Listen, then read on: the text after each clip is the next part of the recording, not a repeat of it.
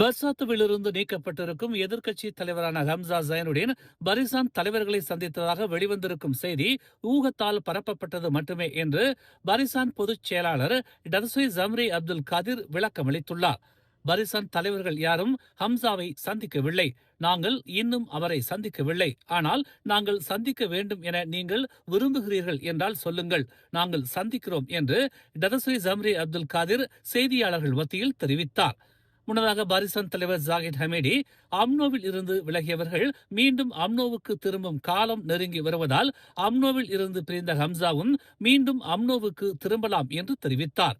2000 ஆண்டு அம்னோவில் தனது அரசியல் பயணத்தை தொடங்கிய ஹம்சா ஜைனுடீன் 2008 முதல் 2018 ஆண்டு வரையில் பரிசானின் லாரூட் நாடாளுமன்ற உறுப்பினராகவும் அதன் பின்னர் 2020 ஆண்டு மகாதிர் தலைமையிலான ஆட்சியை கவிழ்த்து முஹிதீன் பிரதமர் ஆனபோது அம்னோவில் இருந்து விலகி முஹிதீனுடன் ஹம்சா ஜைனுடீன் இணைந்து பசாத்து கட்சியின் துணை தலைவராகவும் பொறுப்பேற்றார்.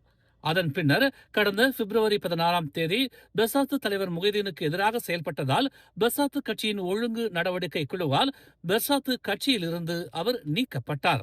மேலும் செய்திகளை தெரிந்து கொள்ள தமிழ் மலர் இணையதளம், தமிழ் மலர் செயலி மற்றும் மலர் டிவி யூடியூப் சேனலை வலம் வாருங்கள். எங்களோடு இணைந்திருக்க மலர் டிவியை பதிவு செய்து கொள்ளுங்கள். உறவுகள் மகிழ்ந்திட விருப்பம் மற்றும் பகிர்வு சேவையை சொடுக்கிடுங்கள்.